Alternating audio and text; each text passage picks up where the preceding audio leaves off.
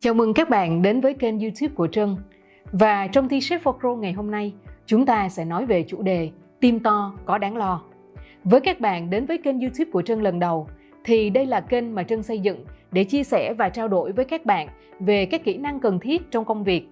Phần nào giúp cho các bạn mới đi làm vượt qua được những khó khăn lúc đầu, và ngay cả cho các bạn đã đi làm vài năm, có thể đã lên đến cấp bậc quản lý, nhưng gặp trở ngại trong quá trình phát triển bản thân hoặc team của mình.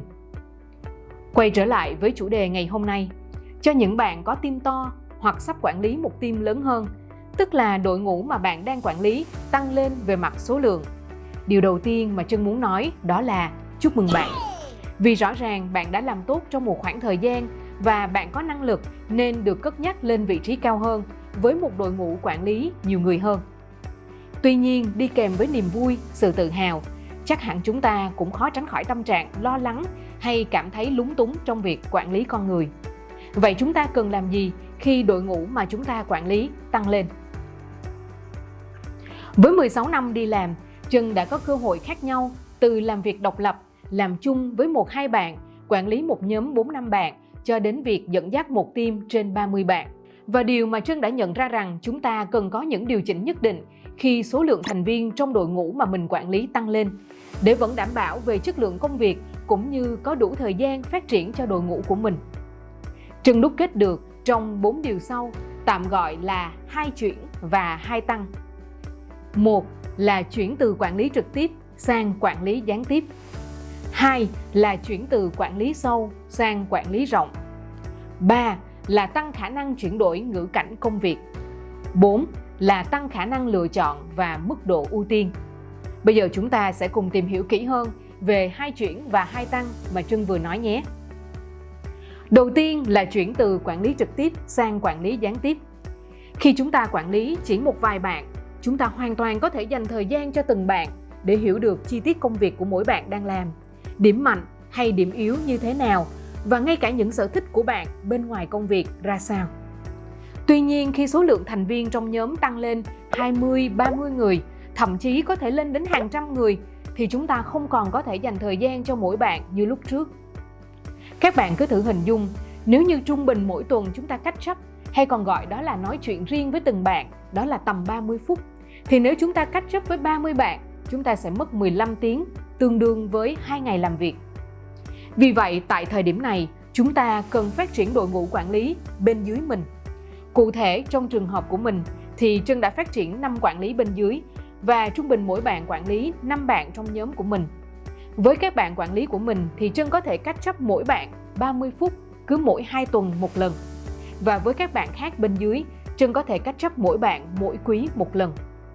Đúc kết lại, việc bạn cần làm đó là sắp xếp cấu trúc của tổ chức nhóm, hay chúng ta còn gọi là team structure cho phù hợp. Sau đó lên kế hoạch catch up định kỳ với tuần suất khác nhau. Sẽ cần thường xuyên hơn cho nhóm quản lý trực tiếp mà báo cáo cho bạn, và ít thường xuyên hơn cho các bạn bên dưới. Đây là thời điểm tốt để bạn bắt đầu phát triển đội ngũ bên dưới mình, cũng như trao quyền mà mình hay gọi đó là empower cho đội ngũ quản lý bên dưới trong việc ra một vài quyết định phù hợp. Đến đây, có thể sẽ có bạn hỏi rằng, vậy chúng ta có nên chỉ catch up với các bạn trực tiếp báo cáo cho mình mà không cần catch up với các bạn bên dưới không? Vì vừa có thể tiết kiệm thời gian cho chúng ta, vừa trao quyền quản lý cho các bạn bên dưới. Lời khuyên của Trân đó là không nên. Vì một, đây vẫn là team lớn mà bạn đang quản lý và dẫn dắt, nên bạn vẫn cần phải biết chuyện gì đang xảy ra. Điều này cũng góp phần giúp bạn trong việc hỗ trợ kịp thời đưa ra những phản hồi cần thiết cho đội ngũ quản lý của mình. 2. Việc catch up với các bạn bên dưới còn giúp cho các bạn có cơ hội được chia sẻ những điều mà các bạn khó có thể nói với quản lý trực tiếp, có cơ hội nhìn thấy bạn như hình mẫu role model để học hỏi và phát triển, từ đó tăng tính gắn kết trong team. Điều thứ hai đó là chuyển từ quản lý sâu sang quản lý rộng. Cũng với ví dụ bên trên, nếu chúng ta chỉ quản lý có một vài bạn, chúng ta có thể đi sâu vào trong từng công việc của mỗi bạn. Tuy nhiên với 30 người, giả sử mỗi bạn có trung bình 5 việc đang làm, chúng ta không thể đi sâu vào tất cả công việc của tất cả các bạn. Việc lập kế hoạch các công việc cần làm với thời gian và người làm cụ thể đóng vai trò quan trọng để chúng ta luôn nắm được mọi việc đang diễn ra như thế nào, có đúng tiến độ công việc hay không, có những trở ngại cần giải quyết hay không. Các bạn trong đội ngũ sẽ chịu trách nhiệm trong việc cập nhật tiến độ và đưa lên những vấn đề cần giải quyết trong họp team định kỳ hàng tuần.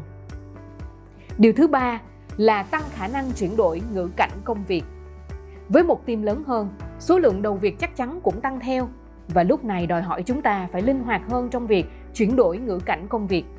Ví dụ vừa họp xong cho một dự án A, chúng ta phải chuyển sang giải quyết một vấn đề B, sau đó lại xem lại để duyệt các báo cáo quan trọng khác, và vân vân. Lúc này những kinh nghiệm và kỹ năng chúng ta đã phát triển trước đây sẽ giúp chúng ta xử lý công việc được hiệu quả hơn.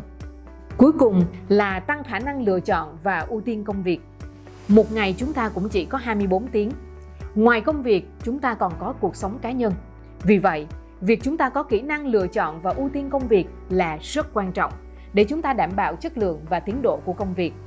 Sẽ có những việc đòi hỏi chúng ta cần phải tham gia vì tính quan trọng, tính cấp bách hay mức độ rủi ro cao. Tuy nhiên, cũng có những công việc chúng ta có thể hướng dẫn quản lý hay các bạn bên dưới làm.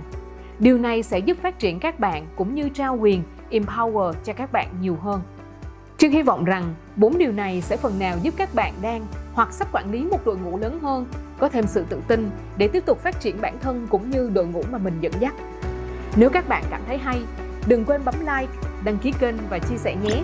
Hẹn gặp lại các bạn trong các video tiếp theo.